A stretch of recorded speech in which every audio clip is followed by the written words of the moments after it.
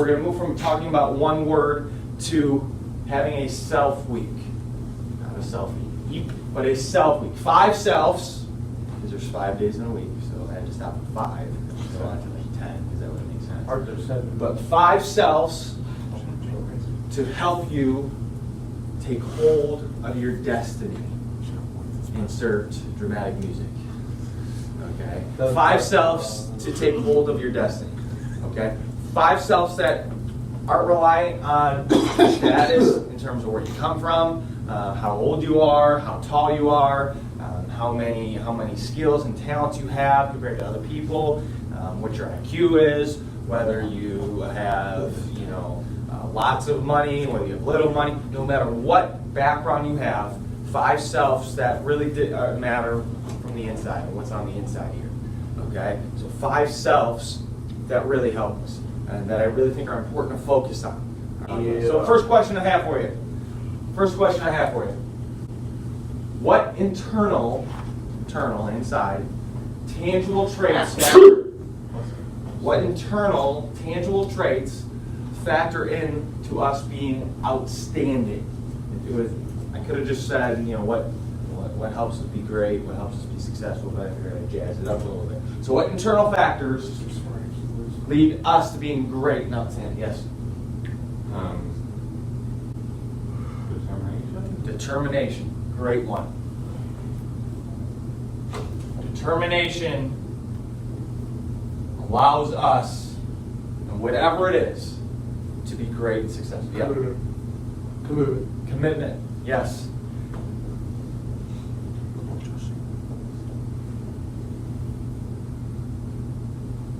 Any other ones? What are the eternal, tangible things, things that aren't necessarily seen that allow us to be great? Responsibility.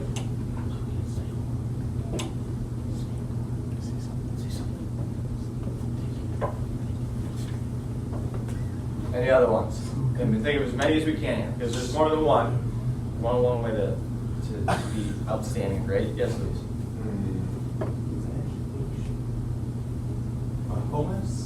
Thoughtfulness, yes, because in order to be outstanding, you got to have some thoughtful purposes, some thoughtful traits to yourself and how you do things, how you engage in decisions and daily activities. So yes, I like that. Thoughtfulness.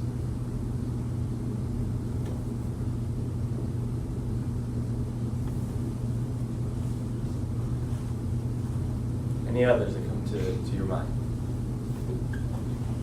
There are lots and lots of them, but I want you to think about these things, because if you have thought of them, then you probably have done some thinking about what makes people great in general. Because if you can look at all these factors, and there's plenty more, they all influence to be outstanding, whatever field that is. Yes? Hard work. Yes, it does. Probably biggest one out of all the factors to be outstanding. It really is. Because hard work doesn't rely on you having an IQ off the charts. It doesn't rely on you having the most money. Hard work doesn't rely on you having the greatest resources or living in the best house or having the best car. It doesn't rely on that. Finish on that one. Hard work. It does. It does. I don't know if you know this, but like Dwayne Johnson, The Rock, his production company is called $7 Productions. If you know his story, he got to a point in his life when he was 23, 24, something around that age. He had $7 to his name. That was it. $7 to him. And we look at him now like Dwayne The Rock Johnson. Man, he's famous in every movie, multi-millionaire. $7 to his name. And he put that as his production company, $7 Productions, because he wanted to remember where he came from. Not because of the money. He didn't do things because of the money for himself. He did it because he wanted to work harder than anybody else. And he wanted that as a reminder that his company, $7 Productions, brought him to where he wanted to eventually be, to produce movies, to produce features, and things of that nature. So hard work beats talent. Talent doesn't work hard. But hard work, I'm telling you, will carry you in whatever job, career, sport you play, for sure. People are looking at hiring hard workers. Yes, you got to be somewhat smart, you got to have some skills, but if you can present yourself as a hard worker, you're going to give yourself an upper hand against somebody else. So those are some tangible traits that lead us to being outstanding, okay? So the first self I want to look at this week, self-motivation. Self-motivation. Right now in society, this is a huge problem for us. But people having self-motivation, an internal drive, if you will. It's a huge issue. We have an apathy problem. Students, people of the younger generation have an apathy problem. People of all ages have an apathy problem. But even more so, studies have looked at the millennial generations and Generation Z, which is you, with an apathy problem. What apathy is, okay, that's like the lack of concern or lack of interest or lack of enthusiasm. If you are very apathetic, you don't show much emotion whatsoever. You kind of are the person that says, yeah, I don't care. You know, how many times you hear that in the hallway today? Yeah, I don't care. I don't care about that. I don't care about what they say. Or we have an apathy problem. We have a problem where people don't have a drive to say, I'm going to get this done. I'm going to work on this homework assignment and get it done because I need to, because I want to. I'm going to work hard at putting together a resume and content and a portfolio to showcase to other people because I want to, because I know that will lead to the opportunities that I want to have.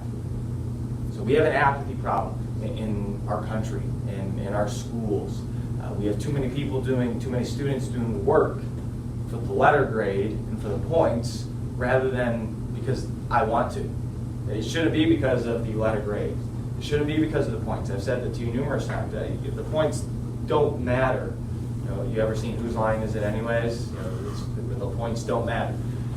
Yes, school right now is a game for you, essentially. You're getting points and getting letter grades for doing the work you've been assigned to.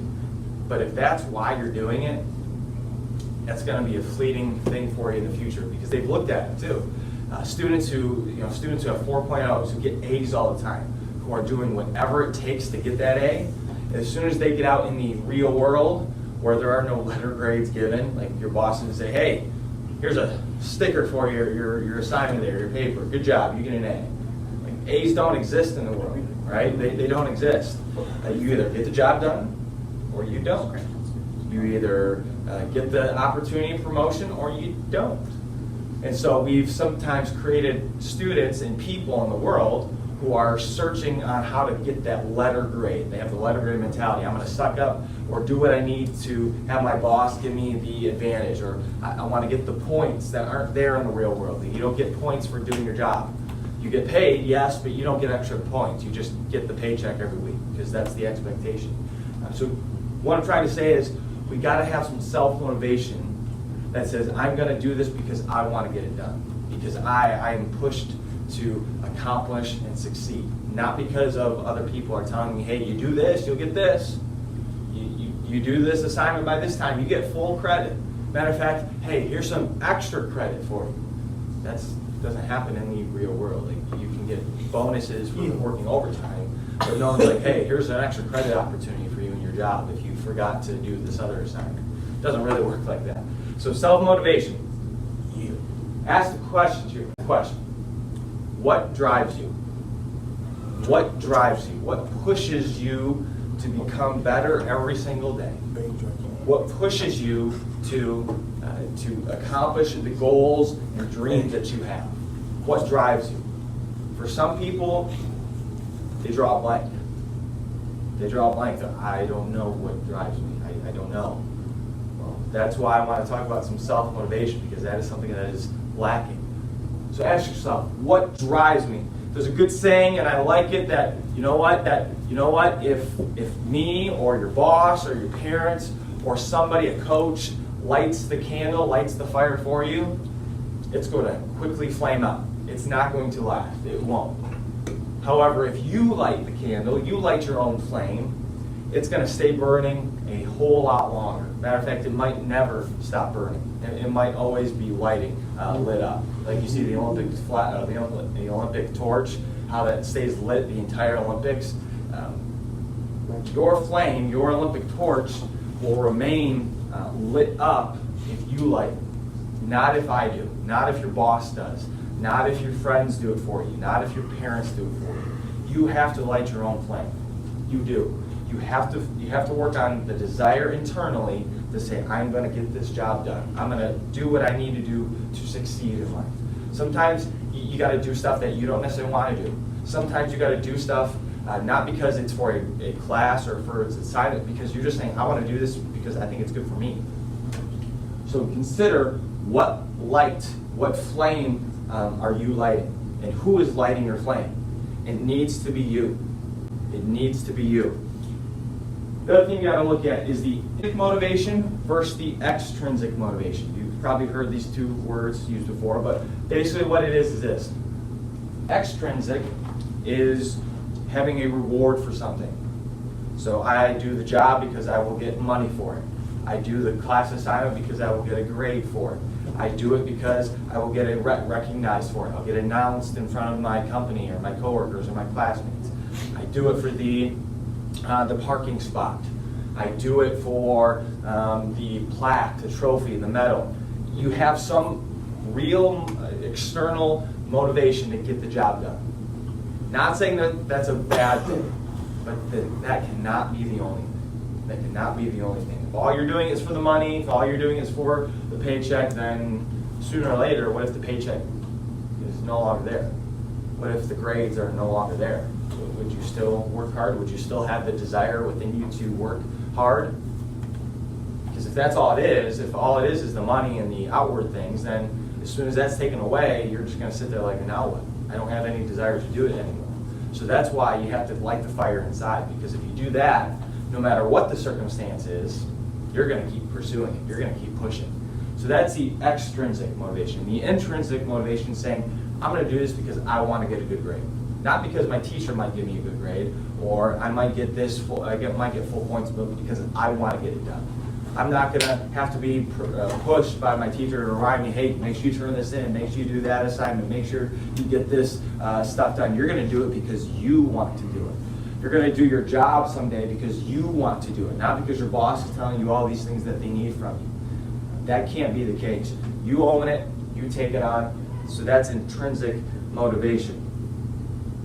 Interesting enough, according to the American Psychological Association, people with goals and that set challenges for themselves are 90% more likely to achieve them.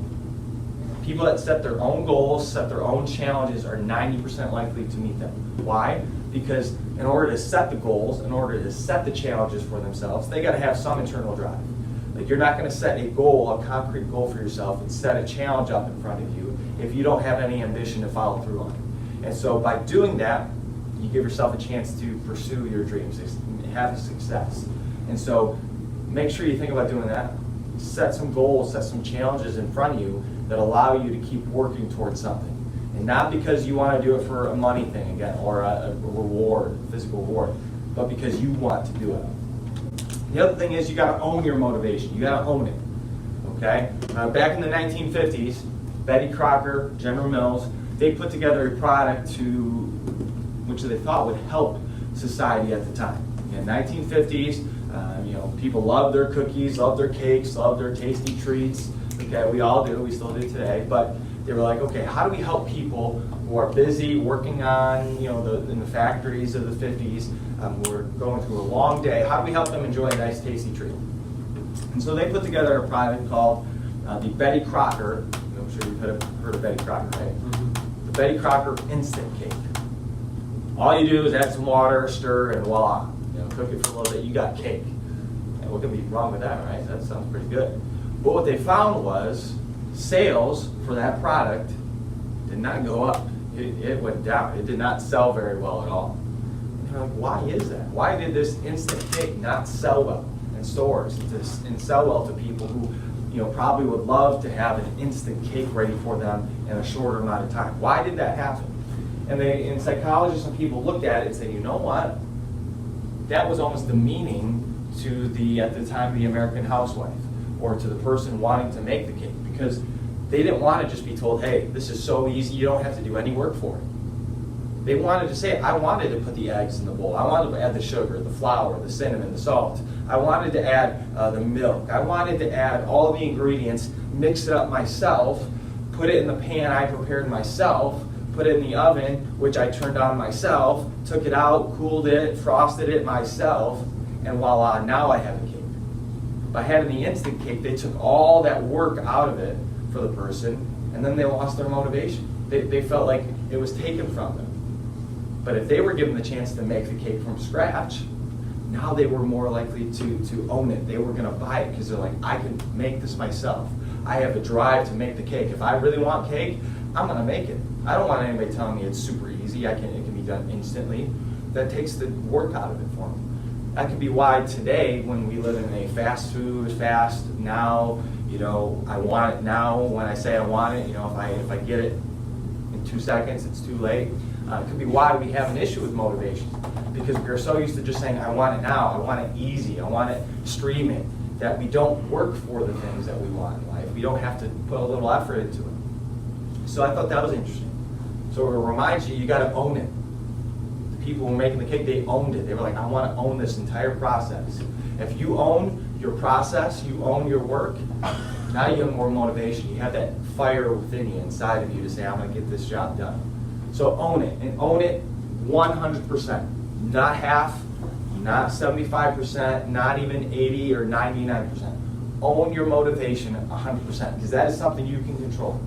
Talk about a controllable factor. Your self-drive, your intrinsic motivation is something you control. No one can take from you. No one can. You can add to the intrinsic motivation, or you can detract from it, but no one else can do that for you. Okay, so own it 100%. What can we do? What can we do to make sure we get better at our self-motivation, our intrinsic motivation? I think there's a couple things. You start small. So for instance, in school, right now you have 5, 6, 7 classes. To have self-motivation for every single class, I get it. It can be tough. Yeah, it can be. Yeah, that should be the expectation, certainly, but it can be tough. So start small. Start with one class that you want to focus on at getting better and having the drive to succeed in. Just one. Take the best notes in that class that you can. Listen intently every time. Ask the questions. Take time out of your day to say, I'm going to dedicate 15, 20 minutes to studying for this class. I'm going to review the notes I took that day. I'm going to take video. What people do a lot of times in college, I'll take a recorder. I'll record the lesson for the day, and then I'll listen back to it. Invest in that one class to be more motivated. And then you'll see the success in that class. And then hopefully you take it on to 2 classes. And then 3, 4. And then before you know it, your entire schedule is filled with you being motivated to get the job done. Because now you've developed a habit for yourself. Okay, so start small. In your life, maybe that's taking one thing to do, one challenge, one goal for you to accomplish. It can be hard to say, here's 10 goals, 10 things I want to accomplish. It can be hard, I get it, because no matter where you're at in life, you're right now a full-time student, some of you have part-time jobs, you're a part of athletic teams, you have extracurriculars, you have responsibilities to your family. I get it. Time can be limited. So if you're trying to build up a habit of being self-motivated, start with small. Start small. Start with one thing that you want to work on and get done, and you're going to be self-motivated to get it done. Start small and then expand. Second thing is this: success. Success breeds success. Does it not? When you accomplish something, you want to do it again. Like, you enjoy that feeling of, hey, I did good on this test. You enjoy that. Like, no one looks at a test and, oh, I got an A. Cool. Like, you get a little jolt of motivation when you see that A. You're like, hey, I'm going to ace the next one. I'm going to do good on the next assignment I get for this class, because I want to keep it rolling. I want to keep doing well. When you do a good job in your job, you want to keep it going. You want to get more success. You say, hey, I got one promotion. I want to keep rising up the ladder. I want to keep pushing in this organization. When you are in your own life, when you get a small taste of what success feels like for you, you want to replicate it. You do. So success breeds success in life. Take pride in the little successes that you have, even if it's a small one. Even if it's, hey, I got on time. If you have a problem being late to class, I was on time to 3 of my classes today. Take pride in that small success, and then say, I'm going to do it every day this week. And then the success breeds success. You do it more and more and more and more. That's a champion and a winner's mindset. A winner says, man, I love this feeling. I love the taste of victory. You hear people talk about that all the time, the taste of victory. And once you have that taste in your mouth, you never want to lose it. You always got to replenish it. It's like being thirsty, it's being dehydrated. You've got to always quench that thirst of being successful. And so find the small points in your life where you can be successful, and then allow that to breed more success. Just so you know, in turn, on the flip side, negativity breeds negativity. You always say the negative thing, you always do the negative thing, you always think the negative thing, you always have the lazy feeling all the time, and you feed into that. Guess what? That feeds into more laziness. That feeds into more I don't care attitude. That feeds into more apathy. So success breeds success. So does the other way around. So does apathy. So does negativity. So make sure you're feeding the right thing. And then finally, fear kills growth. If we're going to be self-motivated, you got to overcome some of the fears. You got to work to try to overcome some of the fears, because fear in our lives will kill our growth. It will stunt it. And use the word kill because it eliminates any growth possibilities out there. It does. If you are fearful of taking a leap, taking a step into a certain direction in life, talking to that one person, you have a fear of being rejected, fear of not getting the opportunity, fear of what if I do this and it doesn't happen for me? What if I build this and it breaks down on me? Fear will kill any growth opportunity that you have in your life. And then that allows you to feed the, hey, I'm lazy. I'm going to just stick with being bored. I'm not going to do anything. I'm not going to have any internal drive for myself. So fear kills our growth. It absolutely does. You never want to fail in life because you didn't work hard, right? You never want to make that the reason for yourself. You never want to look back and say, man, I failed because I didn't work hard and I didn't have the internal drive to succeed. You don't want to tell yourself that. Like, that's not a thing you want to tell yourself. You want to say, hey, I failed, but I gave everything I had. Not the opposite. So make sure when you say, hey, you know, I did fail, because failure will happen in life. But I failed doing it the best I could, giving everything I had, and I was self-motivated to work on it. Not because you did, not because you don't work hard. That's not a way to be not to have failure. You know who Arnold Schwarzenegger is, right? Fine. Yes. Yeah. So everyone has his accent, but I'm not going to say it in his voice. But he has a good quote, because you remember he came from nothing. He has a drive that is like no other. He has an internal self-motivation that is like no other. Yes. Okay, and to do that, let's be honest, I know it's not necessarily an academic thing, but to get a physical body, a stature that he had, you got to have some internal drive, some motivation.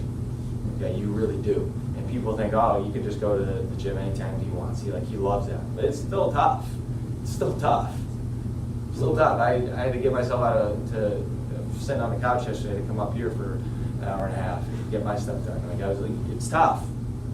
But you have the drive, you will get it done. You will find a way to get it done. He has a good quote that goes like this: you cannot climb the ladder of success with your hands in your pocket. You cannot climb the ladder of success with your hands in your pocket. I mean, think about it. You'd be like, well, yeah, you can't climb a ladder without using your hands. Like, that'd be hard. Okay, it'd be really hard. Maybe you could get it done, but it'd be incredibly hard. You cannot climb the ladder of success without using your hands, with your hands in your pocket. And a lot of times we want to argue that. We want to say, well, I'll do this, or I don't care. And we put our hands in our pockets because I'm whatever. I don't have to work hard on this. I don't want to. This is lazy. I'm tired. No? Good luck climbing the ladder of success. Take your hands out. Have the self-drive, have the self-motivation to work hard. I'm going to show you a clip from the movie I Bleed for This. Okay, it's a true story about a boxer in real life who had to overcome being like almost paralyzed on a hospital bed, being told that you will never ever box again. No. And he had a response. He came back. He worked because he had an internal drive that pushed him to get back to where he was before. And this is a clip from the movie Bleed for This, where he is being interviewed and he's asked the question. I want you to pay attention to his response to that question.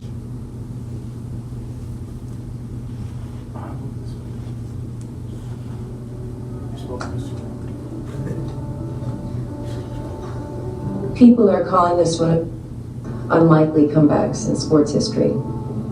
What do you attribute it to? Yeah, I don't know. I had a lot of help. But you've also had a lot of adversity.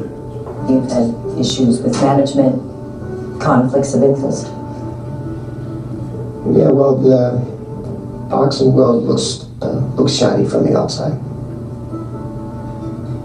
It's filled with promises that most turn out to be lies. You can't rely on anyone. So what would you say the biggest deception was? What was the biggest lie you were told?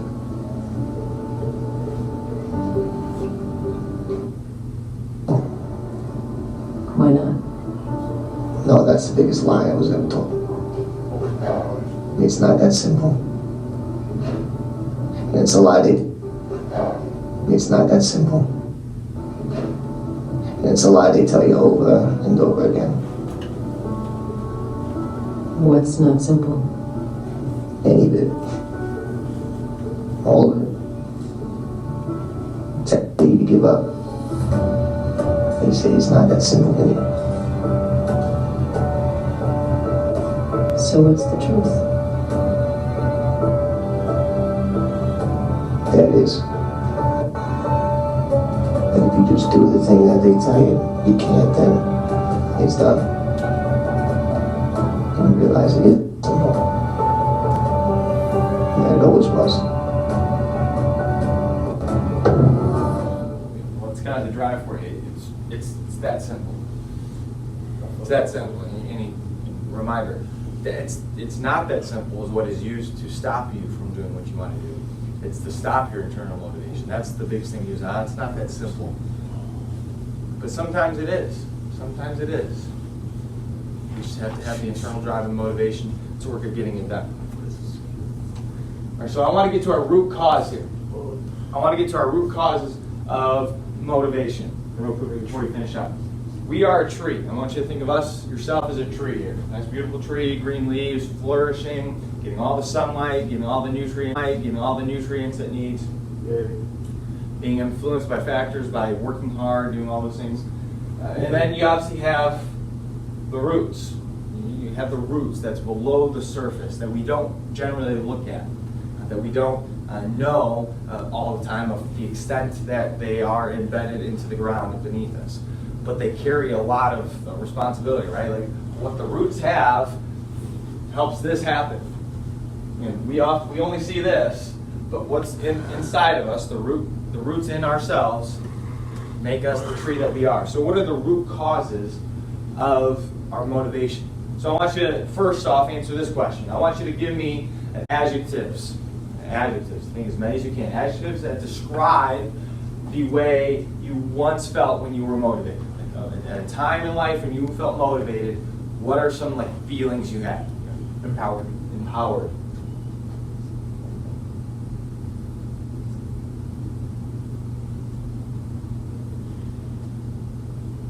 Any others? When you felt motivated, what were some words that describe the way you feel? Strong and righteous.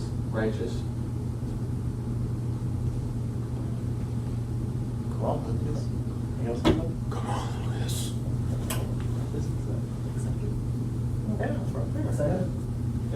Excited. Oh yeah. When you feel motivated, you have a sense of excitement about it. It's like, yeah, this is great. I love this. This is a good feeling. Passionate. All right, how much topics? Those are like three. No, As many. Let's keep see. going, Josh. Helpful. When you feel motivated, you feel like you're being helpful to yourself. You feel like, hey, I'm doing something good for myself. This is beneficial, and I'm also helping somebody else out. I could be doing some work to make an impact on somebody's life. Inspired. Motivated. When you're motivated, you feel motivated? Yes. What? Positive. Remember with inspiration, you also have this creative sense that sparks off too. When you feel motivated, the ideas start flowing. They do. They do. When you aren't motivated, which we'll get to in a second, you don't have all those ideas that come up. And you might come up with 15 ideas when you're motivated. 12 of them might be just terrible, and you're like, why would I ever think of that? But you had ideas flowing through your head. You were able to be more creative and think through things. All right, and the flip side, when you were feeling at a time of no motivation, what adjectives, what words would you use to describe that feeling of a time when you felt completely unmotivated? Anthony and Josh. Worthless. Worthless. Yeah, Josh. Discouraged. Discouraged. Weak. Depressed. I think Lucas has something. We're putting you on the spot, Lucas. You Come haven't on. said anything on class. Yeah, come on. Bring you on the spot. One thing. One thing. Put you on the spot. He has an answer. He'll give an answer. I want it to be impactful. I want him to be motivated. to give it. Lucas. When you don't feel motivated, describe the feeling that is associated with that. How are you feeling right now? Because you don't seem motivated. I'm just saying. Okay.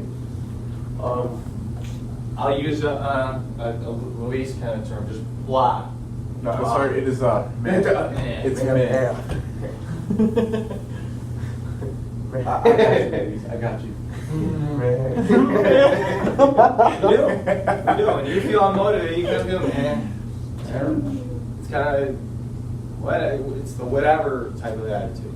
So, if you notice, these are some really great words of when you feel motivated. They describe the way you feel. And there's plenty more of them. These are some of the ones that have been arrived on for the lack of motivation or unmotivated.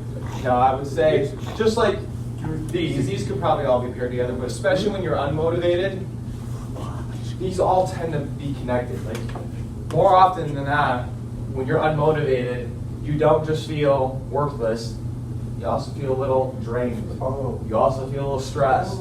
Then you feel a little weak and discouraged and blah. Like, all these tend to pile and ball into one feeling of, I don't feel motivated. More so than I would say even these. Because yes, while you're motivated, you can be excited and strong. These are usually more separate compared to when you're unmotivated. It seems like, at least in my circumstance, it seems like it's all these in one big ball at the same time. Like, I don't just get one, I get every single one of those when I'm unmotivated. But the real reason I want you to look at these words and come up with these feelings is because we want to have the root cause, right? We want to figure out what is down here. At the very root of ourselves, what is the cause for our motivation or lack thereof?